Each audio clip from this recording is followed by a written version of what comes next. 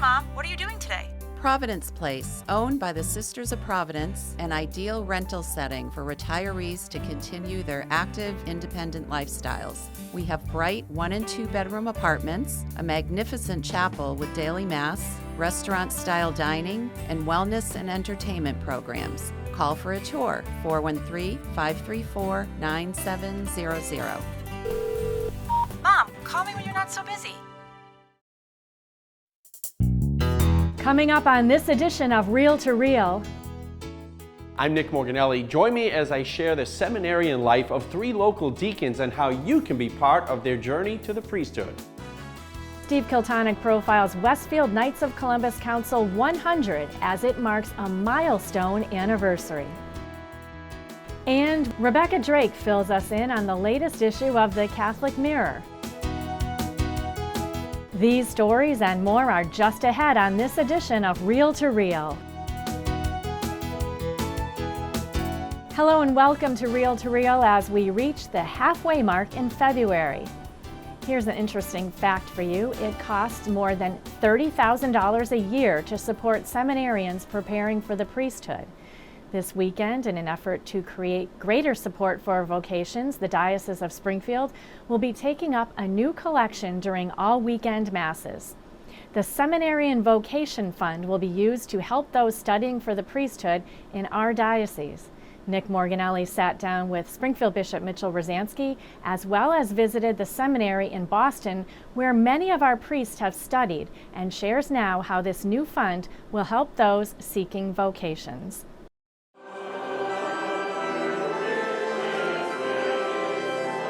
For me, the call to priesthood is something that I've felt since a young age. Seminary always seemed like a little bit of a daunting thing for me. Going back to school was a challenge for me. And all of a sudden, you're a deacon, and it's coming, very quickly in the next few months. 15 weeks, I think. Yeah, that sounds right, I guess. Yeah.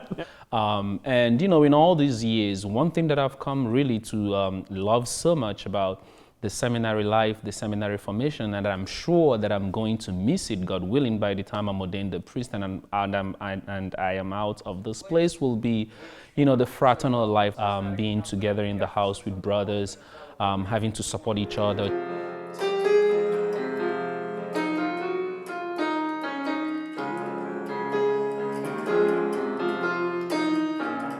Every priest has something that he brings to the priesthood. We all are ordinary human beings who had our lives before now. And music is something I've loved right from childhood. It runs in my family. I just loved singing, and then went into playing the keyboard and playing the cello too. And I think it's something nice about what it can do in the ministry of a priest. We have young men who come to our diocese, who are from our diocese, who wish to study for the priesthood to serve here. And to educate them in the seminaries is an expensive proposition. You've just met 3 of the 5 transitional deacons that serve our diocese, and the cost to educate them to become priests goes beyond books and tuition. I have to pay my car insurance, I have to pay my car note, I have to pay my phone bills. Personal hygiene stuffs that you have to buy, like a toothbrush, toothpaste, soap and things like that. We are really, really grateful. I in particular, because I'm coming from Nigeria, that I don't have my parents here, neither do I have relatives who have financial support for me. I've been in the seminary for 6 years, so I've benefited significantly over the years in different ways. Their support and their both financial support, but their prayerful support of me and my vocation. I rely on the generosity of our people who experience our seminarians in their parishes as they are assigned to our parishes during the summer to help them as they go through this formation, seeking to give their lives for the church, for God, and for us. It's no surprise that the life of a seminarian is bookended in prayer, and that happens right here in St. John's Chapel. Sandwiched in between is a very busy day. It takes up the whole day, from the first time when you wake up in the morning to try to find time to get into a shower and having a fight amongst 20 other guys on your floor to get that space in the morning, to saying night prayer together as a community before you go to bed. Discernment and formation really is a full-time job, and it requires the man to give his whole time and effort to trying to hear God's voice speaking to his heart. A lot of that does take place in the classroom, where they learn philosophy, theology, but a lot of it takes place in just common ways, at the breakfast table, talking amongst their brother seminarians and professors. Father Wood and Father Darcy, the co-directors of vocations in our Springfield Diocese, understand the importance of a seminarian being dedicated to the formation process and not finances. Having them devote all of their time and attention towards ministry, towards personal development, towards spirituality, towards all of that is really what we want to do. And so having the funding to be able to take care of that for them allows them to be able to focus on what they're really training for. It also gives them the freedom they need to hear God's voice and to give all their time and energy to their study and prayer, so that they can be the best priests that they can be for the people, rather than having the financial worries.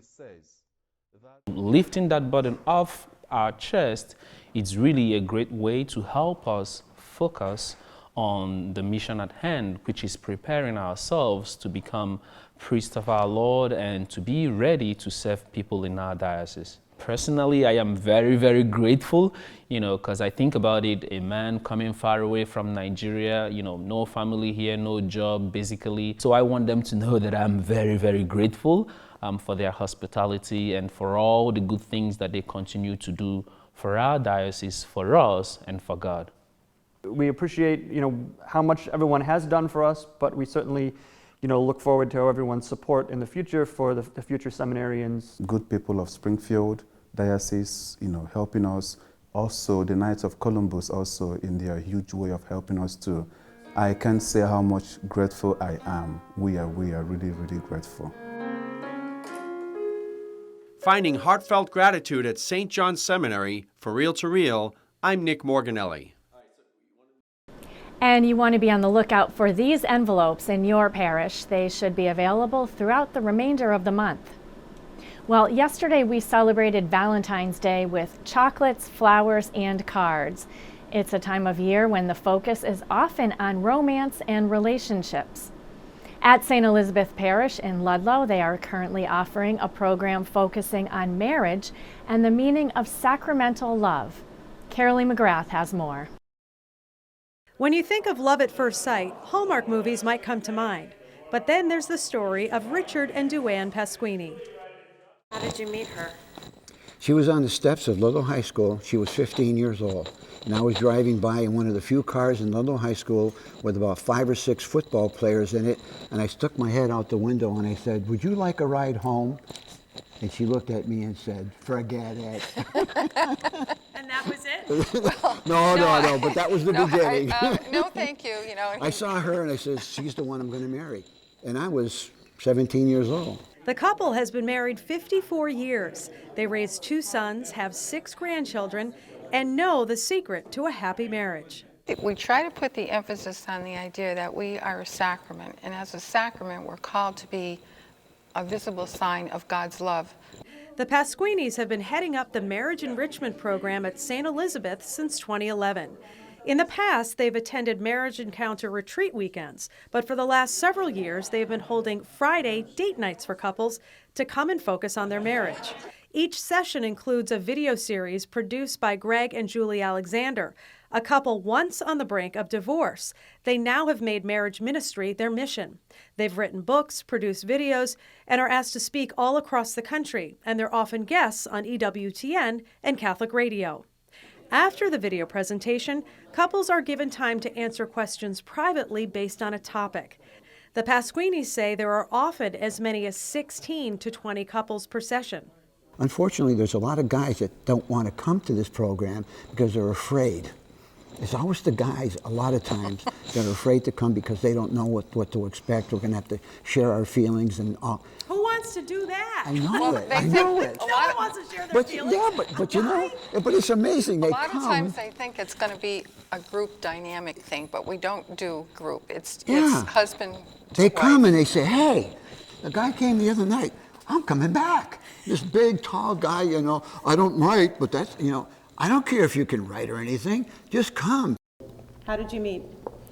We met at church in a folk group back in the 70s. Gloria and Gary Bourbeau have been married for 40 years. Why is this marriage enrichment program something that you wanted to participate in? You know, during your daily comings and goings, you really don't have time to sit down and talk to each other. I know that sounds ridiculous because we're always talking to each other. But the big stuff, you know, so we come here, there's a question presented. It has different parts. We look at each other and say, oh, I didn't know you felt that way about it. How long have we been involved with marriage and Some kind of marriage and enrichment since 40 years ago. John and Diane Dryowitz will be married 53 years in May. It's amazing, and it's all about prayer and the Lord. And just if you pray together, He feeds you, and you nurture each other. There's a kitty cat. It's a dog. Oh, it's a dog. It looks like a cat. You could say that Patricia and Brian Fontaine are the newlyweds of the group. They've been married for 8 years and have a 6-year-old daughter. Well, like I've always said to everybody who asks, actually, it's one way to kind of feed the marriage and just tell them we're answering questions about each other, and we're spending, you know, it's like 2 hours together of just taking time for our relationship. And there's a lot of things that compete for our time constantly. I mean, we would be home doing, I don't even know what, laundry, dishes, cooking, cleaning, being on the phone. We wouldn't be spending time with each other. Going to Mass every week and being part of this program, I feel like we have that advantage to helping our marriage last forever. The program runs once a month from October to April. Couples can come to one session or to every session, and free babysitting is offered.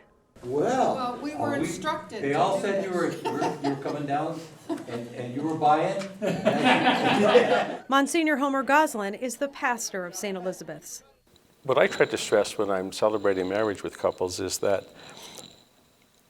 they're exchanging vows, and there's a big difference between a vow and a promise. You know, we make all kinds of promises and we break those easily, but a vow is something sacred, and a vow is between 3 people. God is the witness of the vow, and God is always part of the relationship. And the Pasquinis hope to encourage other couples to keep Christ at the center of their marriage. Part of our vocation is helping one another get to heaven. Reporting for Reel to Reel, I'm Carolee McGrath. And there will be a Celebrate Marriage Mass and Dinner Dance coming up on April 25th at St. Elizabeth Parish. Call the parish office for more information at 413-583-3467. And still to come on Reel to Reel, Rebecca Drake fills us in on the latest issue of the Catholic Mirror. And Steve Kiltonick profiles Westfield Knights of Columbus Council 100 as it marks a milestone anniversary. These stories and more are still to come on Reel to Reel.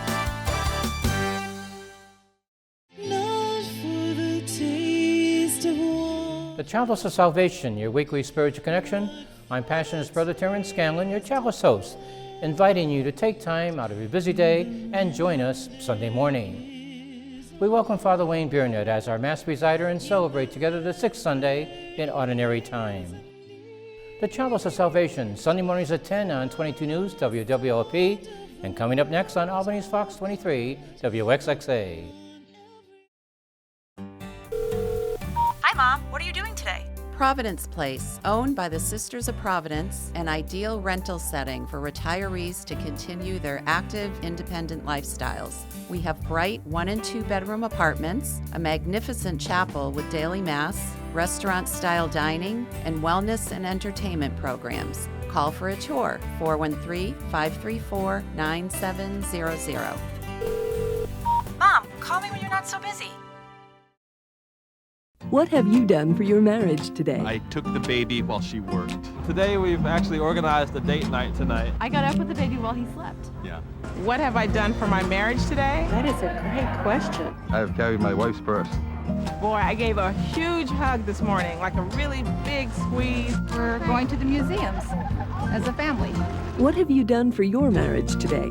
Don't forget the small stuff. Need ideas? Go to foryourmarriage.org, a message from the Catholic Church.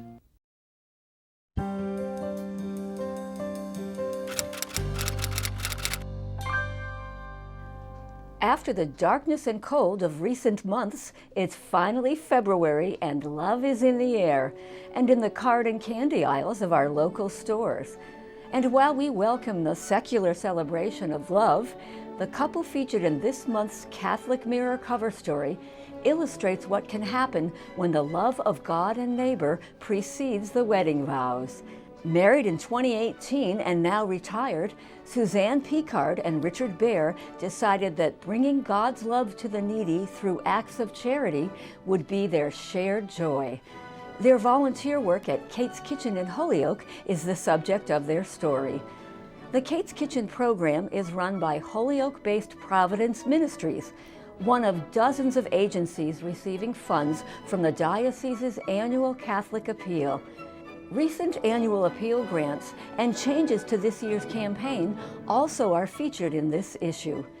Other local stories include a preview of a special Lenten series and a look at the Schoenstatt movement and its ongoing devotions and prayer events at the Place of Grace in Westfield.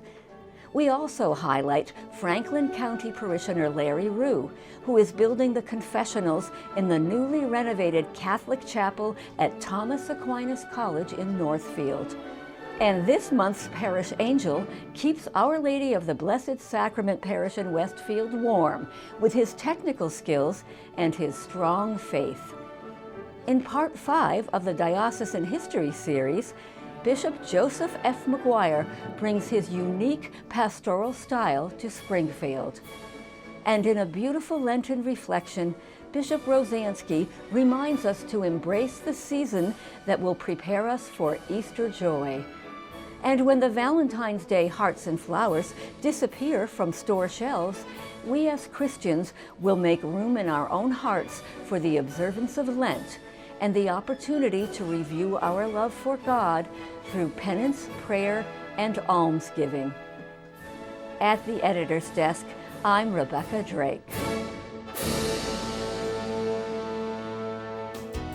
You are watching Reel to Reel, your window on the world around you. Here again is your Reel to Reel host, Sharon Roulier.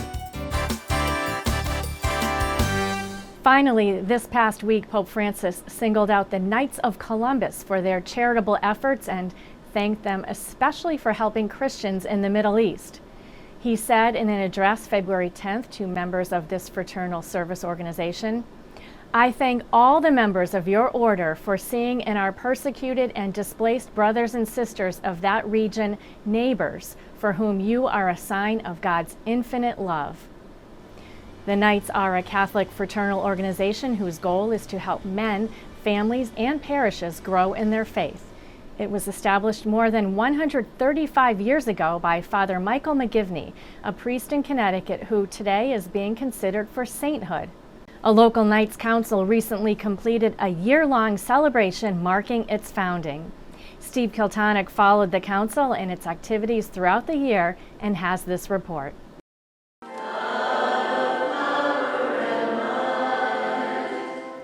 On October 27th, a special Mass of Thanksgiving was held at Blessed Sacrament Church in Westfield for Knights of Columbus's Whip City Council 100. The Westfield Knights were celebrating an historic milestone, the 125th anniversary of its founding. Many of the council's members were in attendance as Springfield Bishop Mitchell Rosansky concelebrated the Mass with Father Dan Pekalik, pastor of Blessed Sacrament. The Whip City Council was founded in 1894 and is the third oldest in western Massachusetts. The Knights of Columbus were founded in 1882 by Father Michael McGivney of New Haven, Connecticut. McGivney wanted to give Irish Catholics, who were being discriminated against, a chance at a better life by offering the sick, disabled, and needy members financial aid and assistance. Ken Malo is the Grand Knight of the Whip City Council. It was founded on 4 basic core principles: charity, unity, fraternity, and patriotism. And those founding members all worked to overcome the hardships of the time: poverty, unemployment, and even persecution. Malo took over the reins of Council 100 3 years ago, and since then, it's seen a revival under his leadership. The Whip City Council is comprised of members from the 4 city parishes: Blessed Sacrament, St. Mary, Holy Trinity, and St. Peter St. Casimir. At various times, each of the parishes has served as the council's mother parish. Malo said the council started to hold meetings at Blessed Sacrament several years ago, and since then, membership has blossomed. Council 100 currently has 104 members, ranging in age from the 20s to the 80s, with membership ranging from a year to 60 years. 3 members have achieved a lifetime membership of 50 years or more. Those are the older, the longest serving members, but there are people with 25 years, 30 years. I feel like a kid when I've only been here 6 years. The council's monthly attendance hovers around 20 to 25. While Malo's helped to grow the membership, it hasn't been easy. It's getting harder to get new members. There's so much going on in families, and you know, you have dads that are involved in sports and all kinds of things and working hours. The Whip City Council is active in various community activities throughout the year. For the past 4 years, it's hosted a dinner to celebrate all priests in Westfield.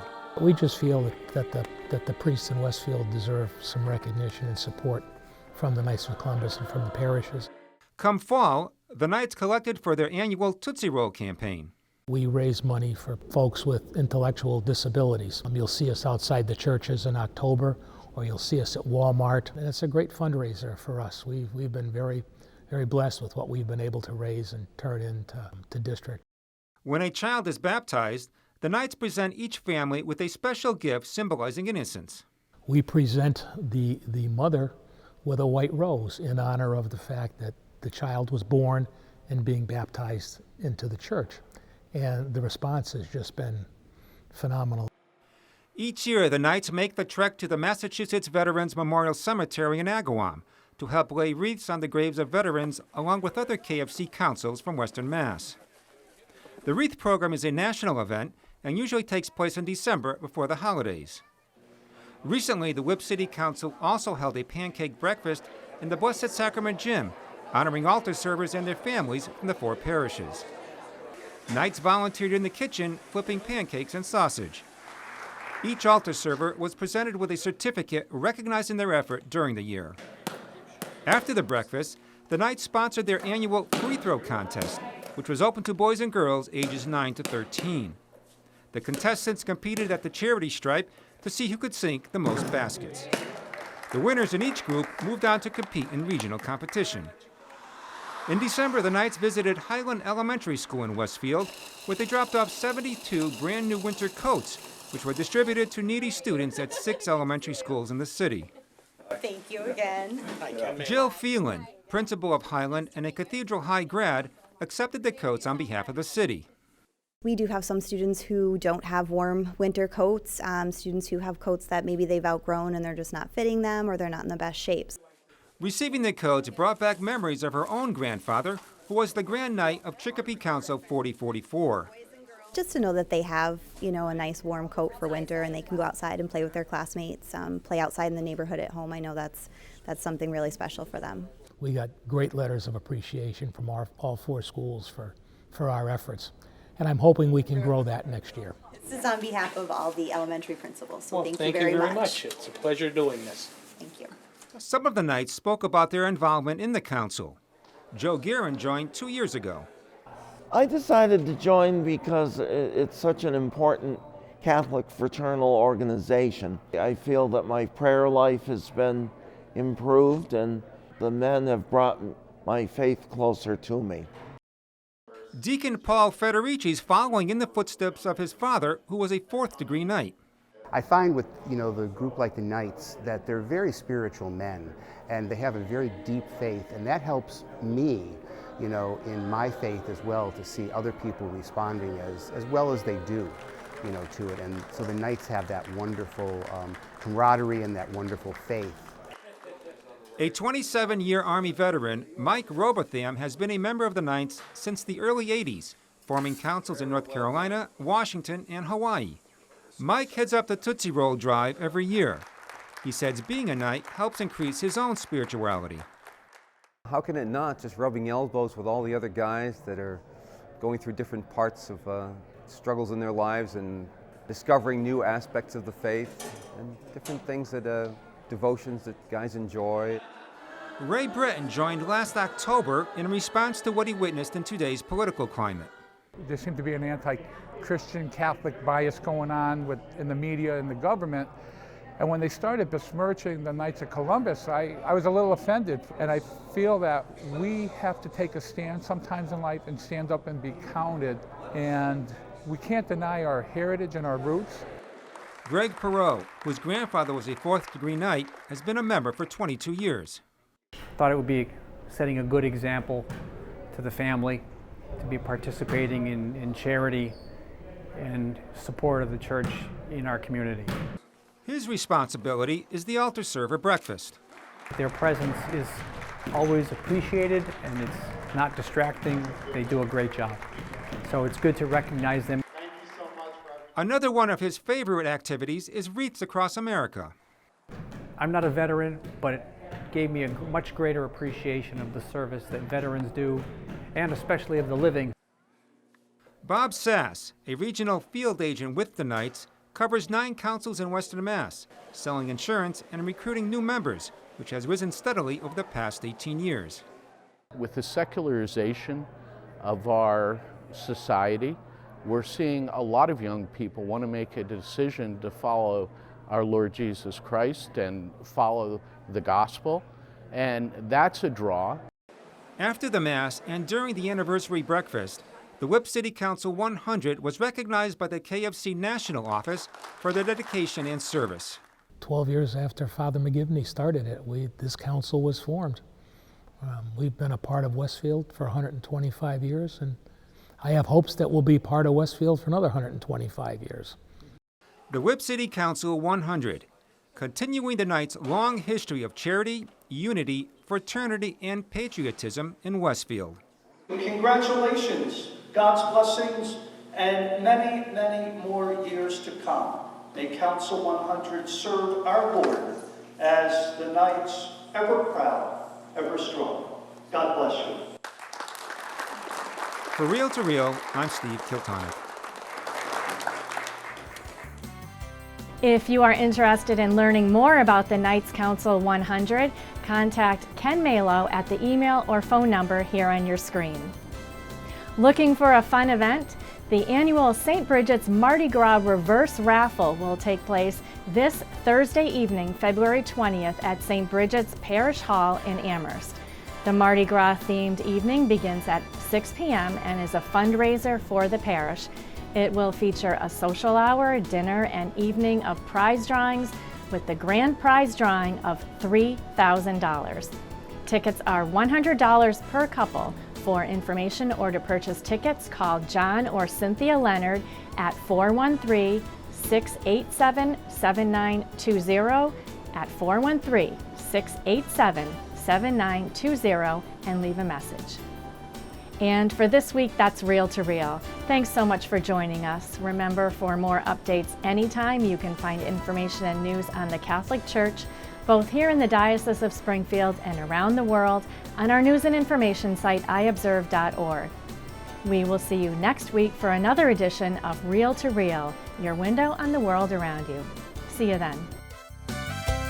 Real to Real is a production of the Catholic Communications Corporation, funded in part by the annual Catholic Appeal, and the support of you, our faithful viewers.